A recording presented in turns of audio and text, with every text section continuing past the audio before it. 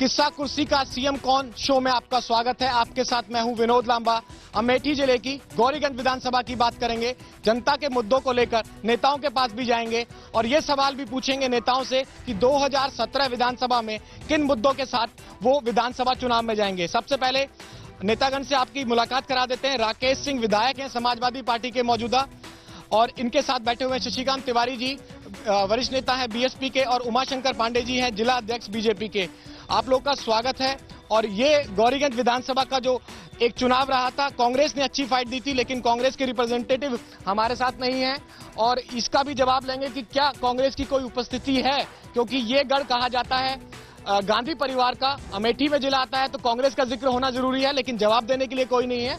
ये जवाब भी पूछेंगे। सबसे पहले आपसे विधायक जी सवाल करते हैं। जो सवाल जब मेरे जहन में उठे, जब मैंने यहाँ के लोगों से पूछे आपके पास आने से, 4 मोटे मोटे पॉइंट हैं। पीने के पानी की सप्लाई बंद हो चुकी है, डॉक्टर नहीं है, खास तौर से जो महिला चिकित्सक हैं उनकी कमी है, लॉ एंड ऑर्डर वो पूरे प्रदेश की समस्या है आपकी, एक पर्टिकुलर विधानसभा की भी छोड़ दीजिए आप। भ्रष्टाचार का भी मुद्दा है, खासतौर से गौरीगंज में जो लोगों ने मुझे अब तक फीडबैक दिया, और AK-47 तक चल चुकी है आपके विधानसभा में, आपके इलाके में। क्या कर रही है समाजवादी पार्टी सरकार, और क्या आप विधायक होने के नाते इन 5 बड़ी समस्याओं को लेकर क्या जवाब देंगे आप? अब AK-47 कहाँ चली है इसका संज्ञान तो हमको नहीं है।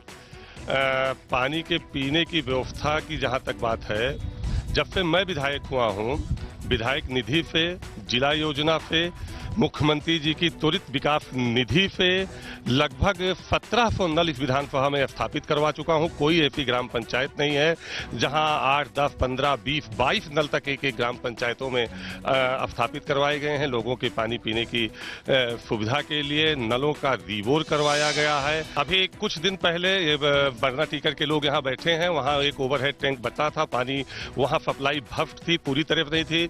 मेरे विधायक होने के बाद वहाँ लाइन 1 किलोमीटर बढ़ाई गई, वहां पानी की सप्लाई ठीक की गई, हर जगह पानी की सप्लाई सुचारू रूप से संचालित हो रही है। शशिकांत जी, AK-47 कहां चली है? विधायक जी के संदर्भ में नहीं है वो बात, जानकारी में नहीं है उनके। विधायक जी के संदर्भ में, संज्ञान में वो बात नहीं है, वो तो कानून के जो रखवाले हैं वो लोग बताएंगे। लेकिन अभी एक बहुत बर्निंग मर्डर यहाँ पे इन्हीं की रिजीम में हुआ है। यहीं से इसी सीट को रिप्रेजेंट कर रहे थे बाबू जंग बहादुर सिंह जी, उनके बेटे दद्दन सिंह को AK-47 से या इस AK-47 के ही जैसे ही किसी असलहे से मारा गया है। 60 राउंड 50 राउंड गोली पुलिस के रिकॉर्ड में है। और उसमें जो, मैं तो आम ना पुलिस का कोई नुमाइंदा हूं ना कुछ हूं, लेकिन जो क्षेत्र की बातें हैं वो विधायक जी बेहतर जानते हैं, इनकी सरकार बेहतर जाती है। मुद्दा ये है कि दिन दहाड़े एक मर्डर हुआ है और उसमें बहुत मर्डर से तो आप इनकार नहीं कर सकते ना। ठीक है, AK-47 नहीं होगी, आप उसको पुष्टि नहीं कर रहे, लेकिन ऐसे इंसिडेंट तो हुए ना। हाँ, बिल्कुल हुआ है। और उसके पहले जिसने उसको माननीय जंग बहादुर सिंह के लड़के की हत्या की है, पहले उसके भाई की हत्या हुई है। तो ये आपसी प्रतिद्वंदिता, पटीदारी की झगड़ा है, और पटीदारी में हत्या हुई है। कोई गैंगवार नहीं हुआ है, कोई इसमें अपराध जैसी स्थिति वहां नहीं थी कि कोई यहाँ लॉ एंड ऑर्डर बिगड़ गया है इसलिए वो हत्या हुई है। पहले उस प्रधान के भाई की हत्या हुई और उसके प्रतिशोध में उसने हत्या की है। ये बात जायज है, सही है। हो सकता है कि आपसी रंजिश का मामला हो, ठीक है, मान लेता हूं, लेकिन जो सबसे बड़ी छवि निकल कर आती है उत्तर प्रदेश की, आप लोग दावा करते हैं कि उत्तम प्रदेश है, लेकिन लॉ एंड ऑर्डर की जो समस्या है, सबसे बड़ा जो एलिगेशन है या फेलियर है आपकी सरकार पे यही लगता है कि लॉ एंड ऑर्डर को सुधार नहीं पाते हैं, और खास तौर से इन्वॉल्व पाए जाते हैं। मैं 50 केस आपको एक तरह से एग्जांपल दे सकता हूं जहां खुद समाजवादी पार्टी के कार्यकर्ता इन्वॉल्व थे। लांबा जी, आप पूरे देश में टहलते होंगे और पूरे देश का आपराधिक वो सर्वे निकल के आता है। आपको भी पता होगा कि उत्तर प्रदेश का आपराधिक सर्वे क्या है। पूरे भारत में उत्तर प्रदेश अपराध के मामले में 23वें नंबर पे है। दिल्ली, बिहार, मध्य प्रदेश, महाराष्ट्र जैसे राज्य उत्तर प्रदेश से ज्यादा वहां अपराध हो रहा है, और कहीं लॉ एंड ऑर्डर नहीं बिगड़ा है। मैं भाई, मेरे मित्र, लॉ एंड ऑर्डर नहीं बिगड़ा है। उमाशंकर जी बीजेपी को रिप्रेजेंट कर रहे हैं, जिला अध्यक्ष हैं आप, आपके मैं पोस्टर्स देख रहा हूं तमाम प्रदेश में जो लगे हुए हैं। गुंडा राज की बात करते हैं, समाजवादी पार्टी की तरफ आप निशाना साधना चाहते हैं, बीएसपी की तरफ अगर निशाना साध रहे हैं तो आप भ्रष्टाचार की बात कर रहे हैं। आपके सामने मौजूदा विधायक इस विधानसभा के कह रहे हैं कि जो आंकड़े हैं उसमें नंबर 23 पर है। तो किस बेस पे, किस बिना पे आप लोग कह रहे हैं कि हम ये चुनावी मुद्दा बनाएंगे इस बार? मथुरा में एक समाजवादी पार्टी का गुंडा राम वृक्ष यादव समाजवादी पार्टी की सरकार के मंत्री के सह पर और वहां 2 साल तक जबरन कब्जा किए रहा।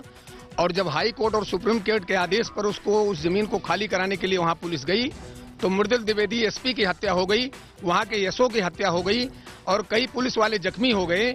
और वहां पर लैंड एंड ऑर्डर किस प्रकार से फेल हुआ है ये पूरा उत्तर प्रदेश ही नहीं पूरा देश जानता है कि किस प्रकार से उत्तर प्रदेश की स्थिति बनी हुई है। इसलिए अब समाजवादी पार्टी इस मुद्दे पर तो कुछ कहने आपका मुद्दा है ना, आपका मुद्दा है। अगर उत्तर प्रदेश चुनाव में आप जाएंगे, बीजेपी, आप लोगों ने टैगलाइन लिया है कि जो गुंडा राज है उससे मुक्ति पानी है तो बीजेपी लाओ। निश्चित रूप से ये सबसे बड़ा मुद्दा है। जब जब समाजवादी पार्टी की सरकार आती है यहाँ गुंडा राज ही कायम होता है, दूसरा नहीं होता। और आप जानते हैं यहाँ की पुलिस भी जो समाजवादी पार्टी सरकार के जो दबंग मंत्री हैं, जो दबंग विधायक हैं या दबंग नेता हैं, उनके कहने पे काम करती है और सारी जनता निरीह होकर के बैठी रहती है, उसको न्याय नहीं मिलता। ये मुद्दा निश्चित रूप से बनाया जाएगा, आगे भी बनाया जाएगा। और बीएसपी के लिए क्या मुद्दा होगा? समाजवादी पार्टी मौजूदा सरकार में है, इनके खिलाफ लड़ना है और दूसरे सबसे बड़े की प्लेयर कहे जा रहे हैं आप लोग, जिस तरह के अभी सर्वेज भी हो रहे हैं, आप लोग के लिए क्या सबसे बड़ा मुद्दा होगा मौजूदा सरकार के खिलाफ जब आप 2017 विधानसभा चुनाव में जाएंगे? अपराध युक्त सरकार को उखाड़ के अपराध मुक्त सरकार की व्यवस्था के लिए बहन कुमारी मायावती जी उत्तर प्रदेश का प्रतिनिधित्व करने 2017 के चुनाव में आ रही हैं। सबसे बड़ा मुद्दा अपराध है। जनता जो है आतंक के साए में जी रही है। एक परिवारवाद ने एक इनके मुलायम सिंह जी, आदरणीय मुलायम सिंह जी के परिवारवाद ने पूरे तरह से उत्तर प्रदेश को कैप्चर कर रखा है। कोई भी भर्तियां होती हैं, किसी भी प्रकार की कोई भर्ती होती है, आप उसकी लिस्ट उठा लीजिए, चाहे लोक सेवा आयोग की लिस्ट उठा लीजिए, चाहे पुलिस भर्ती को उठा लीजिए, ओवरऑल जितने भी नियुक्तियां हैं, इवन की जो है जहां भी नियुक्ति हो रही है, सब उनके एक कहा जाता है ना कि सिर्फ यादव को ही ऊपर से लेके नीचे तक यादव ही यादव, ऊपर से नेतृत्व भी यादव है, जनता भी यादव है। और मजे की बात है कि इस सरकार में नहीं यादव की ही बात है। मैंने कहा यादव की ही बात है और यादव समाज ही इस समाज में, इस सरकार में और खासतौर पर मेरी विधानसभा में सबसे ज्यादा प्रताड़ित यादव ही है। ये बीएसपी वाले पता नहीं कब से समाज, पहले तो समाज फिर यादव के शुभचिंतक हो गए। यादव प्रताड़ित है उसको मैं नहीं जानता हूं, ये जानते हैं। अभी इन्होंने पता नहीं कैसी ऊट पटांग की ये बात करते हैं। क्या आप जनता को मैसेज आपके माध्यम से देना चाहते हैं? एक हत्या पे इन्होंने पूरे बताया कि पूरे प्रदेश में लॉ एंड ऑर्डर बिगड़ गया है। मैं आपको 4.5 साल पीछे लामा जी ले जाना चाहूंगा। इसी गौरीगंज में कांग्रेस के एक नेता का सर कलम कर दिया गया था, उसके सर का नहीं पता लगा और उसको पुलिस विवेचना करके उस केस को आज तक नहीं खोल पाई है। इस तरह से 15 घटनाएं मैं बता सकता हूं इस गौरीगंज में, जब यहाँ बीएसपी का विधायक था, बहुजन समाज पार्टी। पिछली सरकार की बात कर रहे हैं आप? पिछली सरकार की मैं बात कर रहा हूं। 15 हत्याएं इस तरह से की गई थी, किसी का सर कलम कर दिया गया था। डिफरेंस क्या होगा? कोई हत्या नहीं हुई है और सर कलम किसी का जो ये कह रहे हैं सर उठा ले गए, कृपया उसका उदाहरण तो दें, कौन से गांव का मामला है? रामपुर कुड़वा में वीरेंद्र तिवारी की हत्या हुई और उनका सर काट के अलग रख दिया गया था, उनका सर काट के अलग रख दिया गया था और विवेचना करके पुलिस आज तक उसको नहीं खोल पाई है। उसमें चार्जशीट लगा दिया, मेरा मुलजिम बरामद किए, बिना केस को वर्कआउट किए। तो ये बीएसपी की सरकार में केवल धन उगाही। और ये मैं नहीं कह रहा हूं, इनके छोड़ने वाले नेता, जो इनके नेता विरोधी दल थे, जो इनके प्रदेश अध्यक्ष थे, जो इनके प्रदेश प्रभारी थे, वो कह रहे हैं कि इनके यहाँ पैसे का केवल खेल है। तो ये केवल आरोप लगा के पैसे के बल पे केवल उत्तर प्रदेश को एक कब्जाना चाहते हैं, जनता को गुमराह करना चाहते हैं, यादव को भड़काना चाहते हैं। केवल यादवों की नौकरी होती है तो मैं पूरे प्रदेश की बात नहीं कर रहा हूं। अभी लगभग यहाँ 100 से ऊपर लेखपालों की भर्ती हुई है और पता कर ले किस परसेंटेज में किसकी भर्ती हुई है। इन्होंने आरोप लगाया कि केवल इटावा, कन्नौज, मैनपुरी, बदायूं से सिपाहियों की भर्ती हुई 26,000। जब वहां से पूरा डाटा निकलाया गया तो जितना अमेठी में भर्ती हुई थी, जितना सुल्तानपुर में भर्ती हुई थी, उससे कम भर्ती उन जिलों से हुई थी। तो झूठ बोलना अलग चीज है, काम करना अलग चीज है। अमेठी आपका गढ़ कहा जाता था, गांधी परिवार का। अमेठी रायबरेली की बात करें, अमेठी में भी पिछली बार 2 सीट, इस मौजूदा सीट पर भी हम बैठे हैं, बात कर रहे हैं मौजूदा विधायक समाजवादी पार्टी के। गाड़ी अगर कमजोर हो जाएगा तो विधानसभा चुनाव में किन तैयारियों के साथ आप लोग जाएंगे? गाड़ी कभी कहीं हमारी कमजोर हुई, ठीक है, जाति और धर्म के आधार पर इन लोगों ने बंटवारा किया है।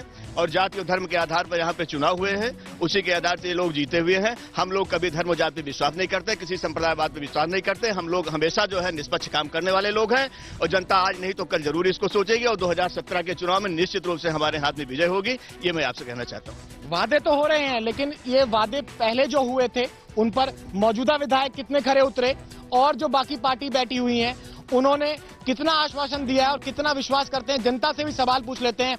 यहाँ का कोई जो मौजूदा विधायक से कोई सवाल पूछना चाहता हो, क्योंकि रिस्पॉन्सिबिलिटी सबसे पहले मौजूदा विधायक की बनती है, क्योंकि सरकार उनकी है, सवाल भी सबसे ज्यादा तीखे उनसे होते हैं। कोई सवाल है आप जो सीधा इस मंच के माध्यम से इस इलाके के विधायक से आप पूछना चाहते हैं? सवाल मेरा है कि जब 22 घंटे बिजली तेजभान सिंह देते थे, भाजपा का विधायक होता था, भाजपा की सरकार होती थी, तो इन्होंने स्ट्राइक किया था, गौरीगंज बंद किया था। इनके रिजीम में कभी 4 घंटे आई, कभी 6 घंटे आई, उसके बाद इन्होंने कोई सुधार नहीं किया। एक क्रॉस क्वेश्चनिंग कर लेते हैं ना, क्योंकि फिर मैं जो आप सवाल उठाएंगे इनका कुछ जवाब होगा, फिर कहेंगे कि ये वादे पुख्ता नहीं है।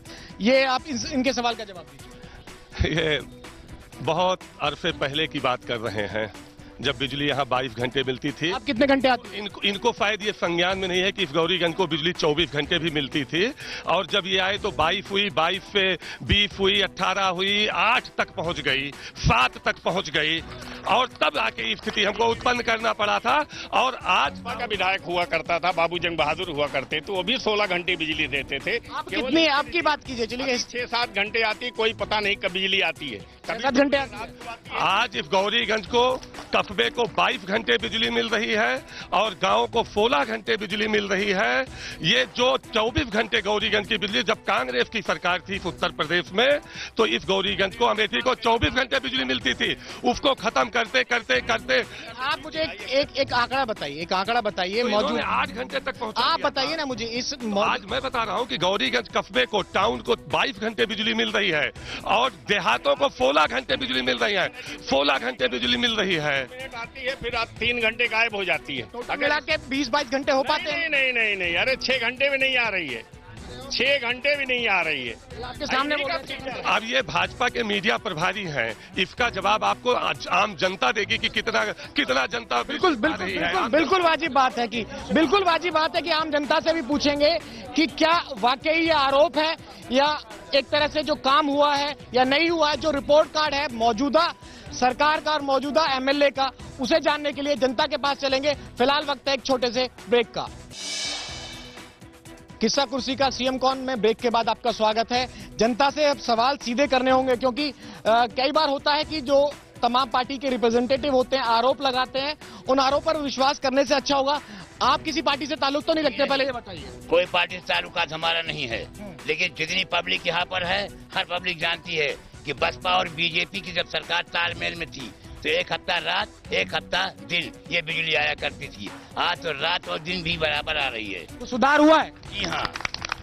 और दूसरी चीज, समाजवादी पार्टी गुंडा राज लोग कहते हैं। जब गुंडा राज है ये, तो बार बार क्यों पलट के आती है सरकार? ये 5 साल के बाद बदल भी जाती है ना, बीएसपी का टर्म आता है, फिर एसपी का आता है। बीएसपी आई, लोगों ने कहा गुंडा राज है तो बीएसपी आई, फिर कैसे समाजवादी पार्टी आ गई? अगर वो गुंडा राज है तो उसको हमेशा के लिए खत्म कर देना चाहिए। हमेशा के लिए खत्म कर देना चाहिए था। कि अगर समाजवादी पार्टी पे एक बार लेबल लग गया है कि गुंडा राज है, फिर पलटकर क्यों आती है? एक अच्छा सवाल है। ये कोई समझा पाएगा? आप बुजुर्ग, आप मुझे समझाइए कि जो समीकरण है, खास तौर से आप गौरीगंज विधानसभा के परिप्रेक्ष्य में बताइए। पिछली बार कांग्रेस वाले जीते थे, इस बार समाजवादी पार्टी के विधायक बन गए। परिवर्तन मांग होती है या फिर काम के रिपोर्ट कार्ड के हिसाब से गौरीगंज की जो लोग है, जनता जनार्दन है, वो फैसला करती है, या सिर्फ बदलाव का मूड होता है? नहीं, जनता भी, माननीय विधायक जी ने कहा कि बहुत अरसे पहले की बात है। मेरा सवाल सुनिए आप। विधायक जी ने जो कहा वो जनता के बीच आ गया। ये जनता का मूड ऐसा है कि पिछली बार कांग्रेस जीती थी और इस बार जो गढ़ कहा जाता था, पिछली बार आपके विधायक समाजवादी पार्टी के जीत गए, जो आपके विधायक है मौजूदा इस पूरे इलाके के। ये जो मूड बदलता है या काम के रिपोर्ट कार्ड के हिसाब से वोट होती है?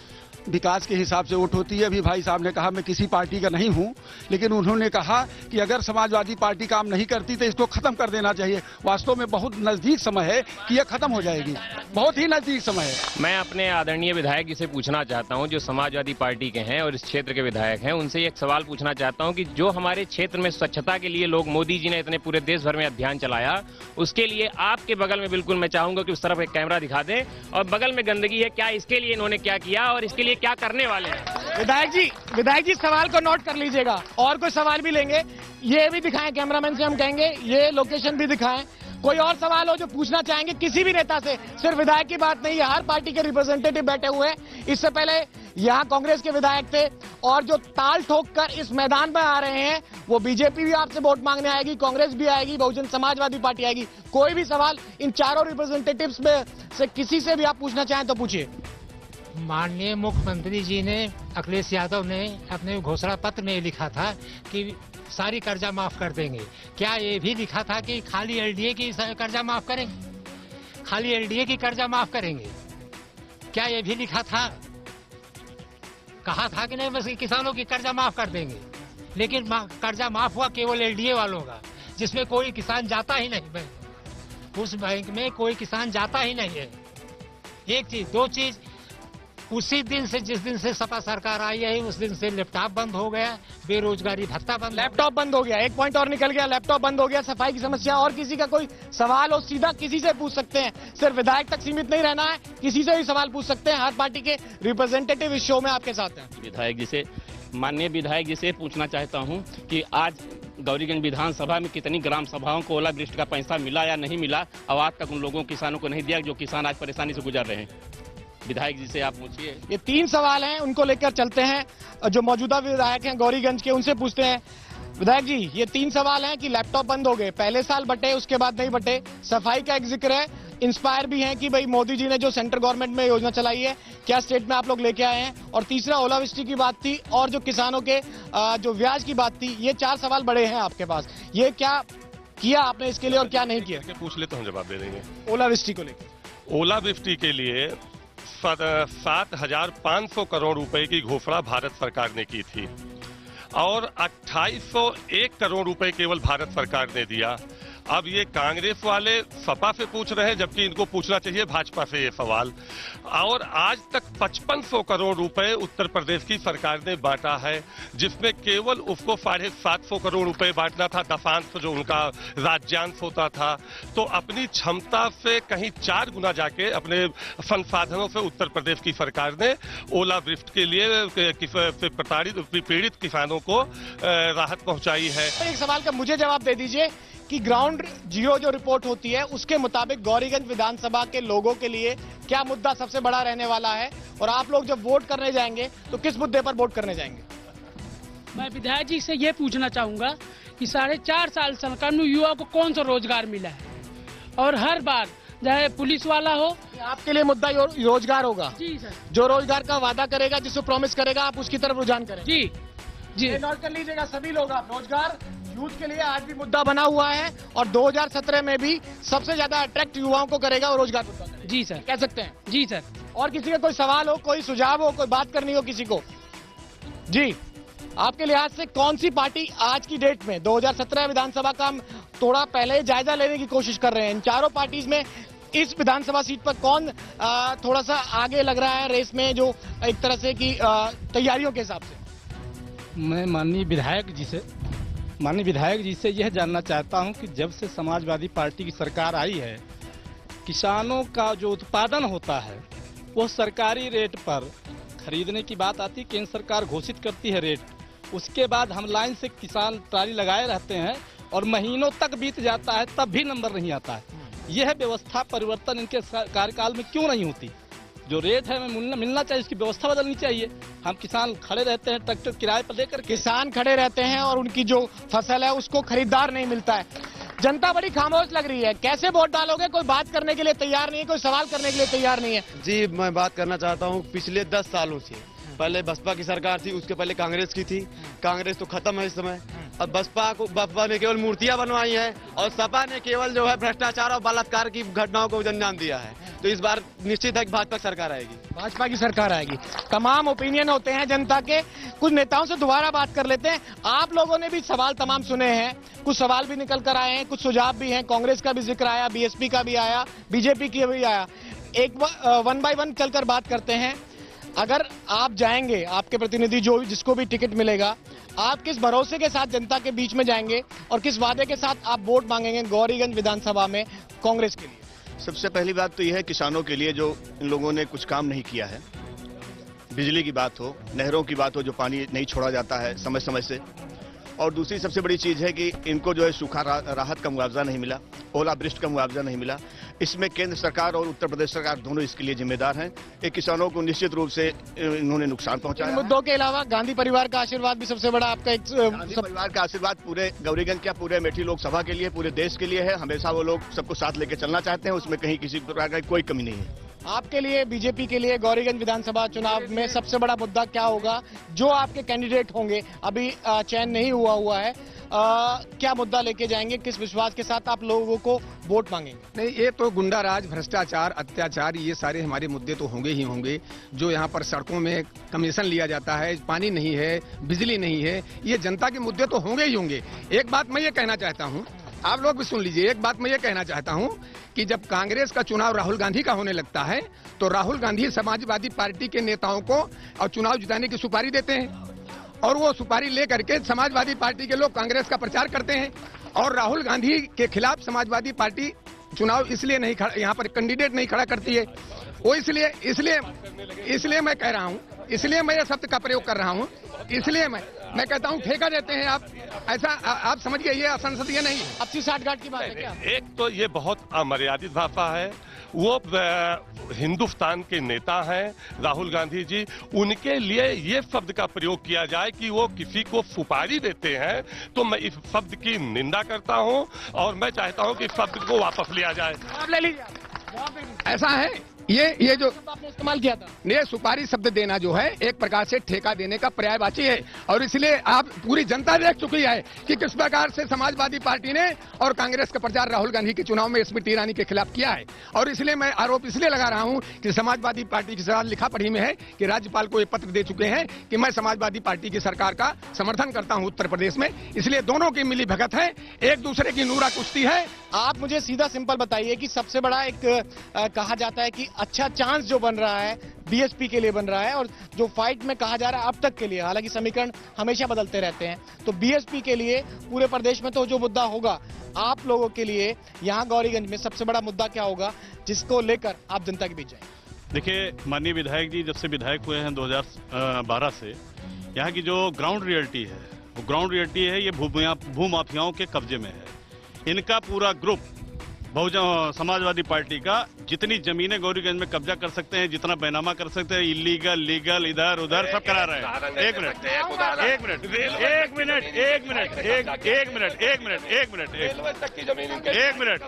सुनिए आप, इसका हमारी इनके सुनिए इनके नेता, इनके मुखिया, समाजवादी पार्टी के मुखिया अभी परसों दिल्ली से बोल रहे थे, वो 4 बार बोल चुके हैं, इनके मुख्यमंत्री को बता चुके हैं, इनके ये मुद्दा आपके लिए मुख्य होगा। विधायक जी, आपको लगता है कि क्या गौरीगंज की जनता दोबारा से आप पर, अगर आपको टिकट मिलता है, या फिर समाजवादी पार्टी पर भरोसा करेगी, और किस वादे के साथ जो 5 साल का रिपोर्ट कार्ड है उसे लेकर आप जनता के बीच जाएं? देखो लांबा जी, मैं जब से चुनाव लड़ रहा हूं जनता के बीच बना हूं, और जब भी चुनाव लड़ता हूं जनता अपना रिजल्ट देती है। ये मैं अभी तो थोड़ा सा आपको पीछे ले जाऊंगा, जिला पंचायत का चुनाव हो रहा था, उसमें मेरे कैंडिडेटों को बताया कि इनकी जमानत जब्त हो रही है, चारों हार रहे हैं, सारे जिला पंचायत सदस्य पूरी विधानसभा में 9 के 9 हमारे जीते, इस ब्लॉक में चारों ब्लॉक प्रमुख हमारे जीते, इस जिले में जिला पंचायत अध्यक्ष मेरा निर्विरोध हुआ। और जब विधानसभा का चुनाव आएगा तो मैं अपनी सरकार की नीतियों को लेके जाऊंगा, हमारी सरकार के जो किए गए कार्य जनता के हित में है उसको लेके जाऊंगा। हमने उत्तर प्रदेश के किसानों की सिंचाई माफ किया, हमने पूरे विधानसभा की सभी सड़कों का, तो अपना जो काम आपने किया है उसी को लेकर जाएंगे, और आपको लगता है कि जनता उसी पर आपको वोट देगी? बिल्कुल, विकास के नाम पे और सुलभता और विकास के नाम पे गौरीगंज की जनता हमको वोट देगी। ये जनता को डिसाइड करना है कि आखिर किस पर विश्वास करना है। बीएसपी की सरकार भी देख चुके हैं और समाजवादी पार्टी की सरकार भी देख चुके हैं। इस बार जो कैंडिडेट होंगे, बीजेपी भी अपनी तरफ से पूरा जोर लगा रही है। बीजेपी जिस तरह से यूपी में चुनाव लड़ा जाएगा और 2017 में जनता तय करेगी कि आखिर किसके वादे उन्हें लुभाते हैं।